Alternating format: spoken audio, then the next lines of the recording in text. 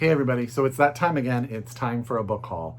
I have been sent more amazing books. My TBR exploded. Well, it's past explosion. It is beyond control right now. So it's my job to make sure that your TBR is exploding too. And I am here with a stack of books that I'm sure are going to make that happen. So let's get started.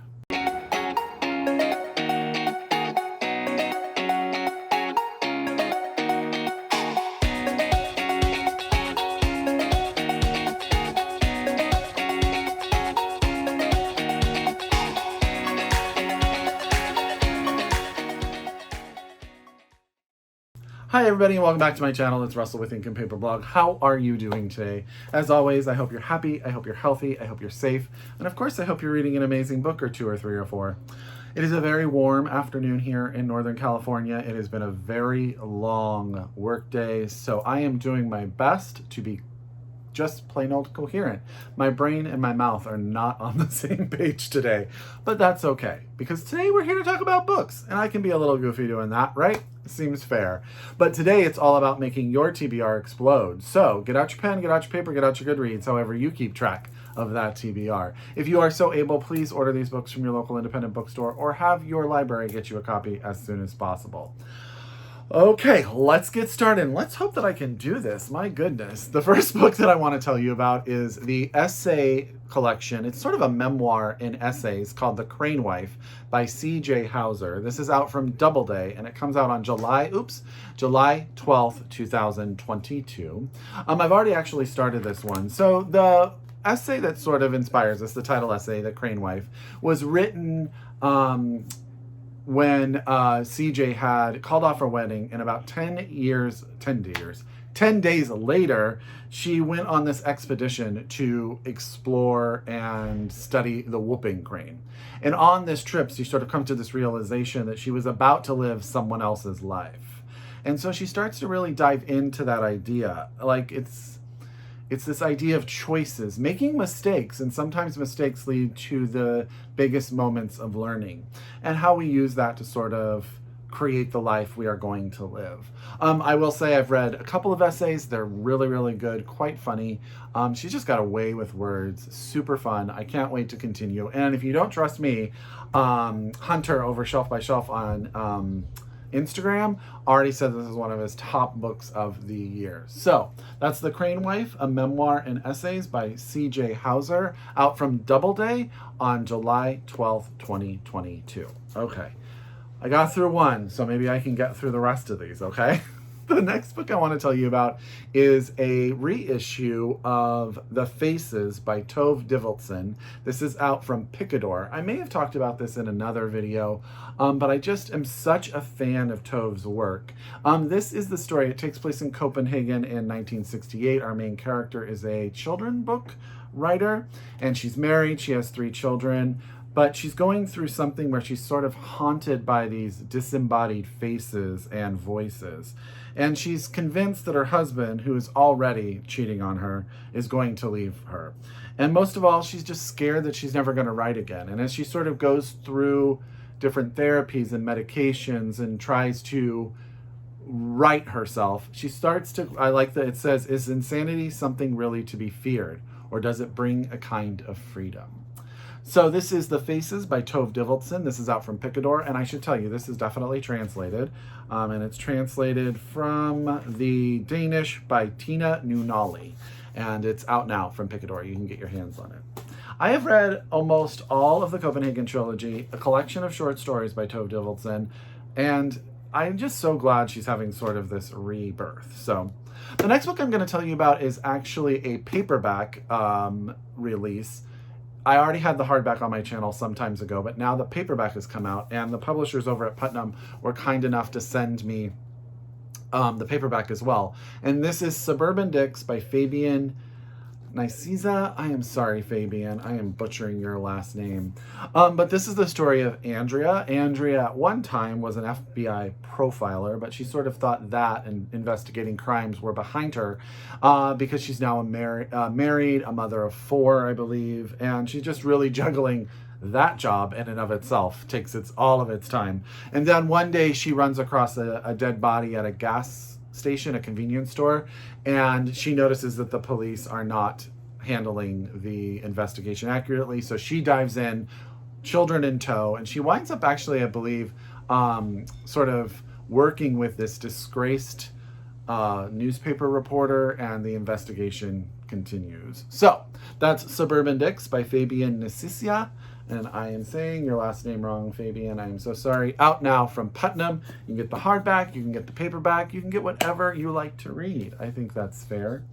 I want to apologize to Stacie Murphy, the author of the next book I'm going to talk about, because her publisher sent me this book quite some time ago, and it got lost in a stack of other books, and I thought that I had already talked about it, and I never did. And that is The Unquiet Dead by Stacie Murphy. This is out from Pegasus Crime. And yeah, so I'm sorry, Stacie, I didn't talk about this, but I'm talking about it now. And if you're a crime, murder, fiction person, this may be the book for you. So this takes place in the Gilded Age of New York. And it says 3 months after her harrowing experience on Blackwell's Island, Amelia is settling back into her work at the nightclub and doing her best to come to terms with her new ability to commune with the spirit world. But she doesn't want to do with it anymore. She doesn't want to chase any more serial killers. She doesn't want to do anything like that.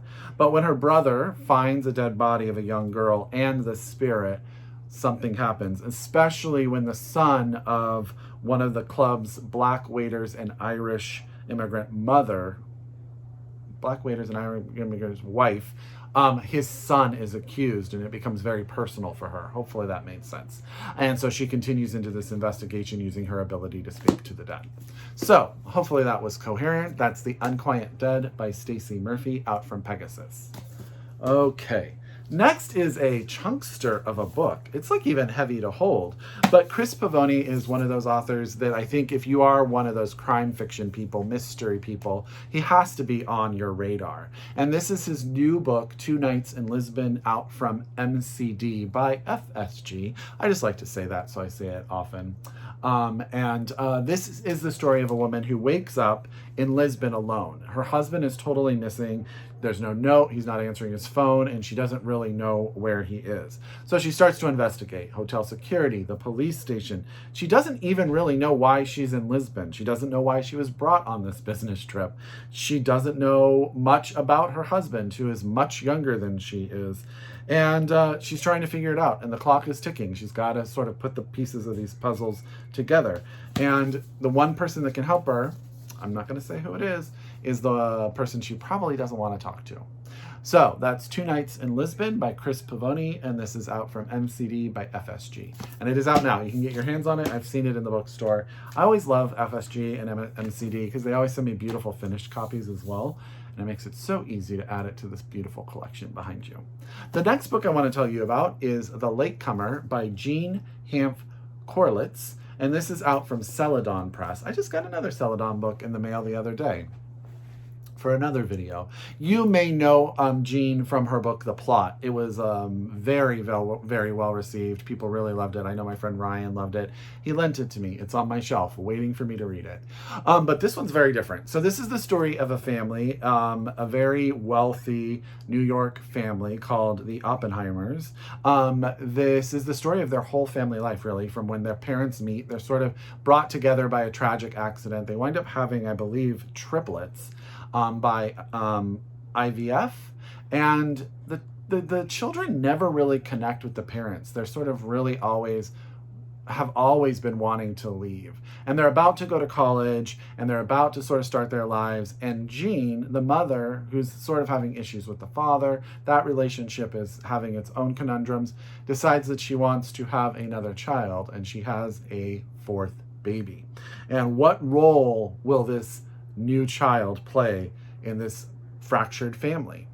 I think that sounds fantastic. It sounds like a summer read. I love to read stuff like this, these family dramas by the pool. Doesn't that sound right to you? So that's The Latecomer by Jean Hanff Korelitz. This is out from Celadon Books that you can get your hands on it right now. It came out in May.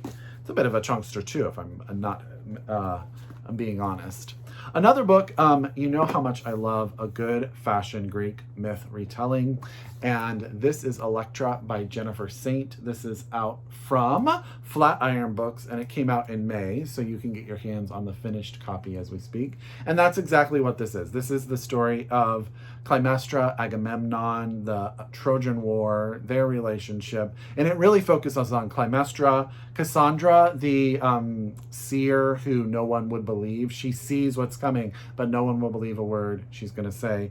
And also Elektra, and Elektra is the daughter of Clytemnestra and Agamemnon, I believe, who really only wants her dad to return from war, but her family has quite a history, a lot of blood spilled in their name, and is her destiny sort of bound to the violence that has sort of run her family forever. So this is Elektra by Jennifer Saint. It is out now from Flatiron Books. Okay. The next book I'm going to tell you about is actually one I bought and one was sent to me. And they're book 2 and 3 in a series. I have talked about book 1, so I'm just going to talk about the survival of Molly Southbourne and the legacy of Molly Southbourne. And this is the story of a young woman. We learn in book 1, when she's about 12 or something like that, we find out that when she bleeds, her blood turns into a clone of her. And after a certain amount of time, and it varies per clone, those clones always start hunting her down, trying to kill her.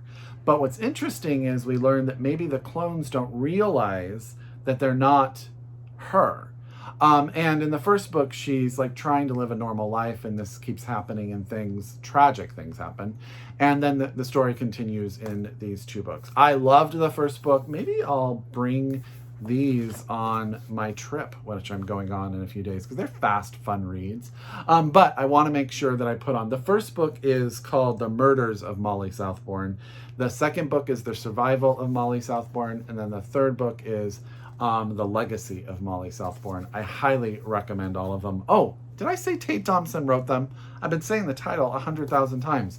Tade Thompson, the Molly Southbourne books. They're out from Tor. I highly recommend them.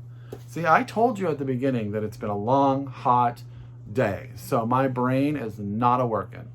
The next book is a piece of nonfiction that was sent my way, a lyrical essay, so that's going to be definitely different stylistically, and it's out from Graywolf Press, and it's written by Lars Horn, and this won the Graywolf Press Nonfiction Prize. The last book I read that won that prize was Esme Wang's the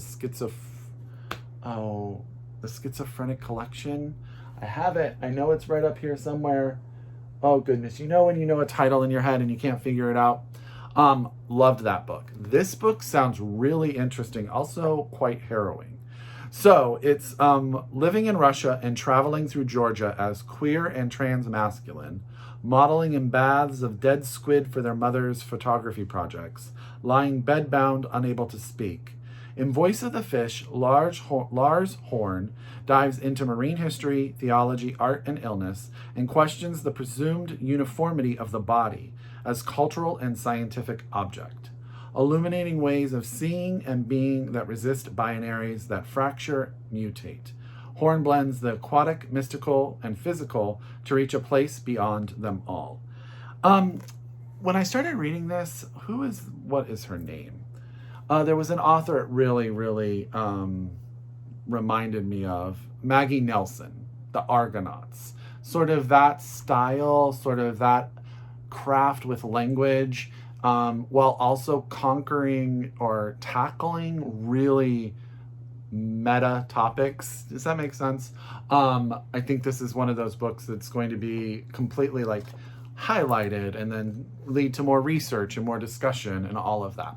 So that's Voice of the Fish by Lars Horn, out from Graywolf Press. And I believe this is officially out now. Okay. Another chunkster, another family, another friend saga, another perfect book for the summer. Coming out on July 5th from Scribner is Fellowship Point by Alice Elliot Dark. And let me tell you, This book sounds, again, it just sounds like something you're going to dive to in the summer, read by the pool, and not want to get in the water. So this is the story of two friends that were friends for generations, for decades, okay? The first is Agnes, who is a child's book author. I've said that twice today, who is sort of trying to determine and secure her legacy. She wants to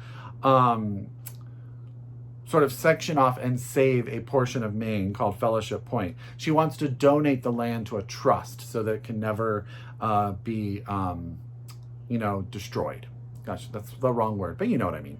But she has to convince these shareholders to do that. And one of those shareholders is her friend, Polly. But Polly and Agnes have led very different lives. Polly is very well off. She's married with children. And she sort of is defined by her devotion to her husband. And she likes to she's just one of those homemakers that really enjoys creating a home and harmony in a home and her friendships and her families.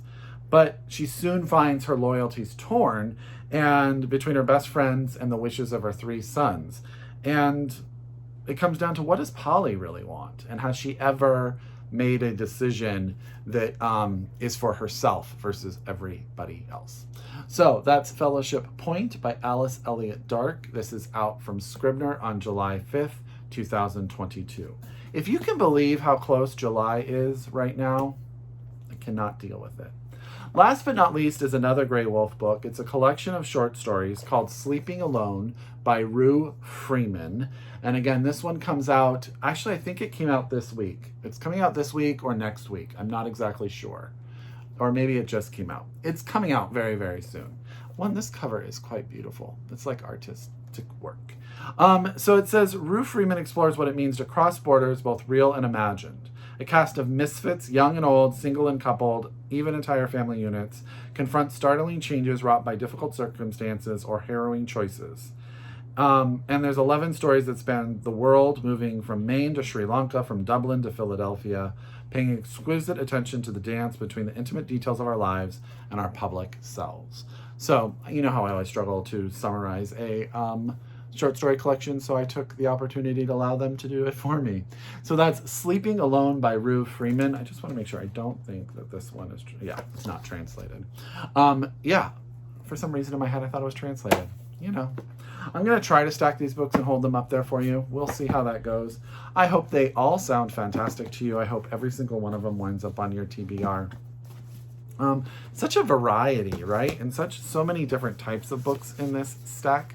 Let me see if I can do this. It's always hard when there's like a little one in the middle. There you go. Okay, there you go. But I'm going to tell you, I'm going to make your summer TBR fantastic. That's my goal. As always, if you are a return subscriber, I could not do this without you. Thank you for all your comments. Please, I try to answer them at least every week and talk to you about books and make recommendations. If you are a new subscriber, I hope you like what you see, and I hope you hit the subscribe button, the bell button, all of that fancy smanchy stuff. As always, I encourage you to read globally, shop locally, and until next time, I wish you happy reading. Bye, everyone.